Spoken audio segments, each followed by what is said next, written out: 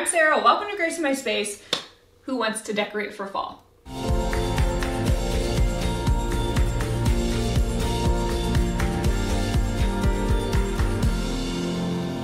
Down in my basement family room. We use this space as a TV room, media room, and game room. And we are decorating for fall today. I'm gonna do the mantle a few different ways. We're gonna style the shelves a few different ways. We're gonna talk about coffee table styling that is not only pretty, but also practical for a family.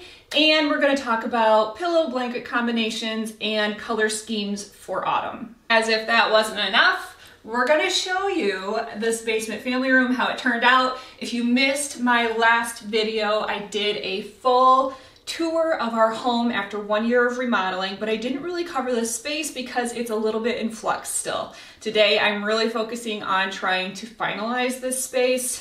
Finalize because it's me and I'm never really final on anything. I just love to change things up. It just gives me joy. But as final as it's gonna be for this moment in time, I'd love to share with you. So let's decorate.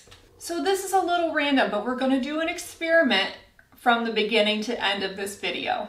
We have a leather sofa, it's genuine leather. My kids really like potato chips. Guess what's not a great combination? So these white marks are all potato chip grease stains on my real leather sofa. So I've tried everything. I've tried the leather polishes, the leather cleaners, I've tried vinegar. I have now attempted Dawn dish soap, scrub, dump on dry baking soda. Now it has to sit. We're gonna see, hopefully by the end of today, if it lifted the grease stains. So you'll have to excuse the fact that there's baking soda all over my couch. And instead, let's look at the pillow combination. So down here, this leather sofa is very orange. It's not my preferred leather color. I'm actually thinking about trying to darken it because that is possible. Stay tuned for if I'm brave enough to attempt that on this very expensive sofa.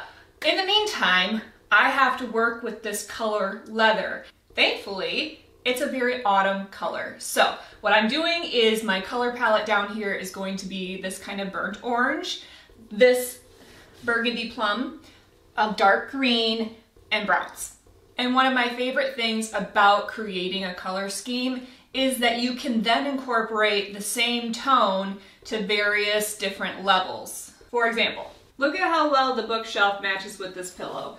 I'm not gonna say that it wasn't intentional because it was. This pillow I ordered specifically because I painted this cabinet a deep plum color and I knew that I could pull it into the rest of the room using textiles. Similarly, I have this really pretty orange pottery. I've got some amber colored baby's breath. Matches the couch, but not matchy-matchy. It's a similar color, and that is the key, is to have your anchor points be something that you can take the same tone, lighten or darken, and then spread that around your room. Same thing goes for this really pretty coffee table book. Goes great with the green pillow, but it's not overtly matchy-matchy. So now that I have this color palette in mind, let's decorate the room. Now, keeping in mind that color palette of the plum, the darker green, and this orange golden tone of the sofa, let's look at how I put together the first space. We have a lot of the gold tones pulled out in the florals. Really pretty bouquet. I love these faux stems. I'll link all of these up for you in the description if they are still available. And I also pulled it together through some brass tones. Additionally, I've got green in the books. I've got green and that plum tone in this vintage artwork. And then I've also sprinkled some of those plum tones into other pieces of art, as well as obviously the cabinet is painted in this color. I also added in some cream tones, which is a really easy way to tone it down, bring in some of those neutral palettes, and create a bit of white space. Blankets, basically a no-brainer for fall, but I just love to point it out that it's really easy to pile them into a basket and make them easily accessible. On the coffee table, I pulled together those orange tones with the pottery and the plum tones with some faux flowers and then brought in that green. Now, one thing I always love to show people is the difference that color palette can make. This is very orange based, orange yellow. Watch what happens when you change it to red. Now the orange was like a big, bold, in your face color because it contrasted really, really strongly against the brick. The red blends in a lot more with the brick color, so it's a lot more subdued and just kind of peaceful, which is interesting because red is not really a peaceful color. It's like the color of anger if you look at it on any kind of color palette. So when you're contrasting high contrast colors and then when you're kind of mixing similar colors, it makes a huge difference in the way that your outcome is going to appear. Now, if you have kids or you just use your coffee table for a lot of really practical things, then a single centerpiece, wonderful, perfect, beautiful idea.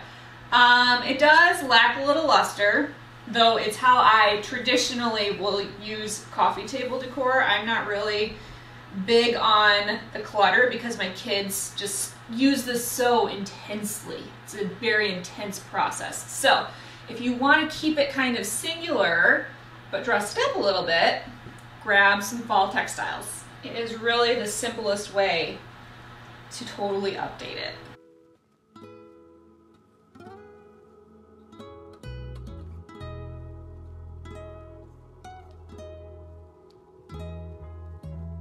Done. Now, so far I've shown you a couple of really easy ways to style a coffee table, but let's build a little bit more of a complex option. Trays are a great way to style a coffee table because you can stack quite a lot on there for some visual interest, but it doesn't look cluttered because you've corralled it all in one spot. Now this look is a bit more neutral than the other options. We are keeping that golden tone in there because it's very fall, but we're also just kind of making it more textural rather than color driven. A lot of woven accents, the florals are really textural. This method also makes it really easy to make it more overtly fall by swapping in a fake pumpkin for a little bit of that extra oomph, saying this is autumn. Now let's look a little bit deeper at these pieces. I really love this velvet box. It looks like an antique book, but it's actually a storage box. It has really, really pretty texture. It came in quite a few colors. And then I like to layer things like this really pretty brass leaf tray. It's actually made for jewelry, but works great for this. And it holds these super cute mini pumpkins, comes in a set of 6, and it's really easy to style anywhere. Great for coffee tables, great for your bedside table, great for shelf decor. I've also added a little bit to break up this area with this really pretty reeded glass frame. Super easy to frame anything that you want, and it blends and is not overpowering.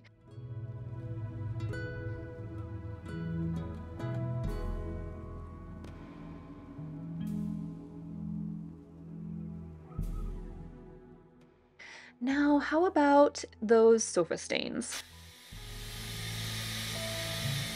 Verdict, it didn't work. I wish I had better news, but it didn't work at all. So if you can get potato chip grease out of leather, tell me how in the comments. And as promised, let's look at what the basement looked like when we moved in. It had this really wonderful 70s blue carpet. It had one single slider in the middle of the room, which made it impossible to place furniture in here because there was no wall to place it on and it was too small of a room to float the furniture.